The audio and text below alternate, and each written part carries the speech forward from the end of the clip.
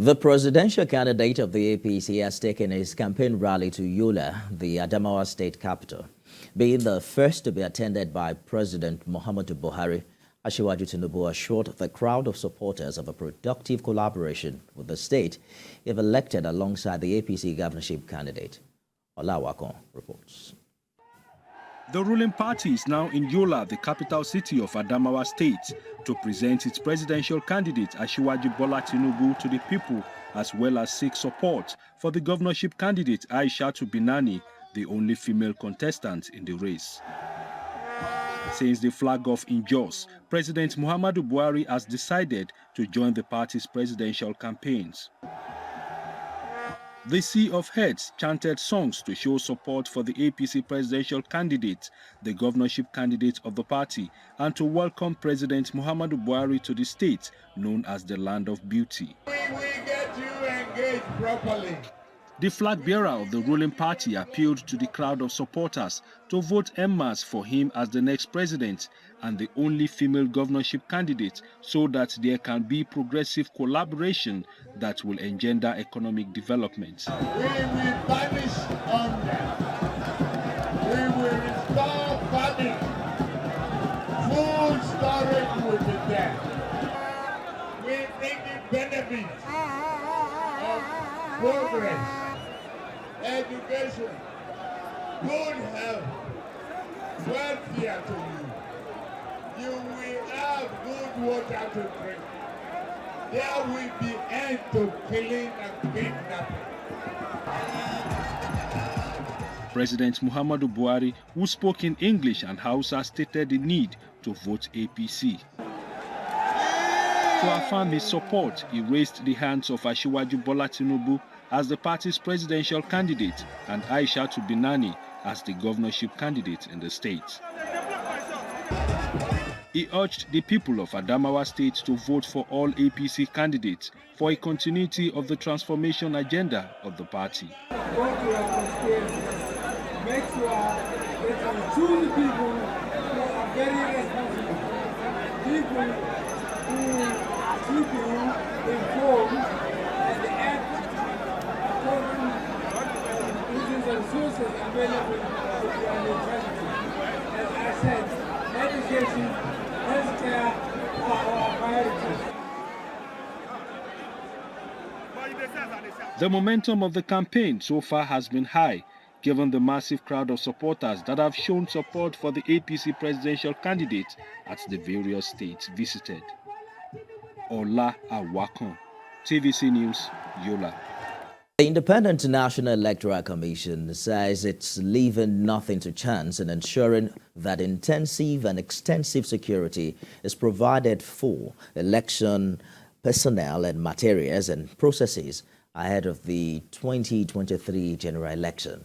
The Commission's position was made known by a National Commissioner and Chairman of the Board of Electoral Institute, Professor Abdullahi Zuru.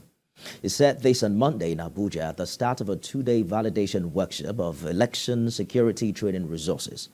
In his welcome remark, the Director General of the Electoral Institute, Dr. Saad Umar Idris, explained that the election security training documents will play a very critical role in the effective training of security personnel in securing the electoral environment for free, fair, credible, and inclusive elections. Will already be introduced to election security, election process and procedures, so that by the time we are doing the 3D security training for elections, they are already familiar with all the processes, with all the responsibilities, with what they are supposed to do, with expectations of their role and responsibilities of election day, which is by and large protecting our own INEC staff, protecting the election materials, protecting the voters themselves, and perhaps maybe protecting even our polling units and collation centers. Meanwhile, President of the Court of Appeal has admonished staff of the election registry to ensure they're not used as weapons to truncate the electoral process. She noted that they shouldn't see the election petitions brought before the court as an opportunity to make money in order to enrich themselves, but build the nation's justice system. She made the statement at the capacity building workshop for Tribunal Secretariat staff. Judiciary correspondent Celestina Area reports. An election, like all facets of human endeavor, has its shortcomings, as the conduct of the election processes comes with some problems. The need to correct the problems encountered in the electoral process brought about the birth of the Election Tribunal, which has been adequately provided in the Constitution and the Electoral Act of 2022. The Court of Appeal, being the penultimate court, is empowered to establish such tribunals and have the registries open at least 7 days before the election. The registry is saddled with the responsibility of receiving petitions and other court processes for filing, service of court processes timeously on parties, issuance of hearing notice, preparation of court proceedings and orders, custody and safekeeping of tribunal processes. This training will serve as a forum for participants to share experiences wherein guidance will be provided and strategies devised for the strengthening of the tribunals. It is important for them as they will familiarize themselves with the provisions of the Constitution, the Electoral Act 2022, and the practice direction as it affects their performance at the registry. Deliberate that the registrars, the secretaries come from the Court of Appeal so that you know that you are on an assignment and you're being closely watched by your parent organization, which is the Court of Appeal. So there is no room for adventurers with adventures. Fill yourself with information in these documents so that no one will come and confuse you in the registry. When they come, when you educate yourself and you equip yourself with proper information, with good information, and in this process, there are information that are supported by law. So you don't allow anybody to mislead you. You are indeed ambassadors to the Court of Appeal, and you owe a duty to the court to put up your best foot forward at all times. It is of utmost importance, therefore, that you pay close attention to the enabling laws which empower you in the performance of your duties. Petitions before the Election Petitions Tribunal are time-bound, and it is the responsibility of staff at the registry and also the registrar to ensure that they are timely and properly filed once they are brought before the registry, to foster administrative injustice to parties before the matters are adjudicated. Celestina Iria, TVC News, Abuja. To Enugu, where the Enugu North Senatorial District Election Campaign Council of the People's Democratic Party has commenced grassroots mobilization for the victory of state governor and PDP senatorial candidate Ifeanyi Ogwuanyi, the governorship candidate Dr. Peter Ndubisumba in the area. Speaking at the campaign office, the group disclosed that the party, after assessing the 6-year achievements of Governor Ogwuanyi's administration, decided to endorse him to contest for the senatorial seat.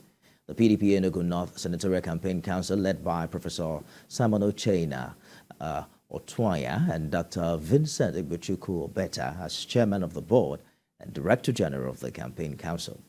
The members expressed hope that the governor's senatorial bid will bring immense benefits to the district in addition to the remarkable achievements.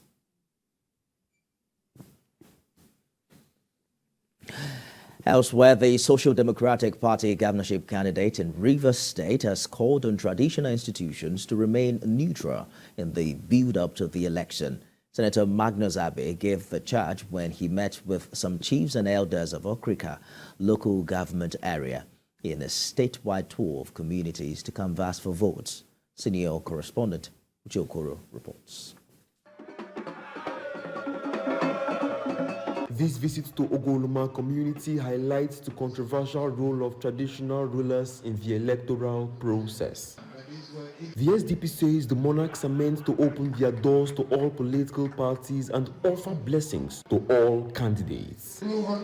For credible and peaceful elections to occur, Senator Magnus Abe says these key players must stay away from partisan politics. Consi ordinarily demands that the entire chiefs will gather where chiefs gather and receive every gubernatorial candidate. That's not endorsement, that's tradition. That's the respect for the traditional institution. But I have warned Rivers people, if we are not careful of how we ourselves behave, our chiefs will end up like commissioners. They will serve the government that appoints them and go with that government when it goes. Because you can't be a chief and you allow yourself to be intimidated to the point where you cannot be a chief to everybody. They are not expected to take sides, but this will not stop them from making demands of any candidate that expects to win in an election. Please remember the Port Harcourt-Okrika bridge that had been abandoned by APC government for us to make sure it is fully constructed. Among Abe becoming governor, before even you came, the way we assessed the political situation, the Okrikans are already in government house. SDP! At another event in Okrika local government area, Senator Magnus Abe welcomed defectors to the Social Democratic Party. We came together and we thought of a way forward. And when we looked at the situation and things going on, we see the light at the end of the tunnel. Sir, you are the light. Anybody wake up after May 29, and that person I don't come late. Maybe so? Anybody wake come before the election, help us win the election. Now the people will own the party with that. So my brothers and sisters, I welcome on. The SDP campaign train also met with local boat drivers who support the party believes is crucial for winning the election here. Uche Okoro, TVC News, Okoro.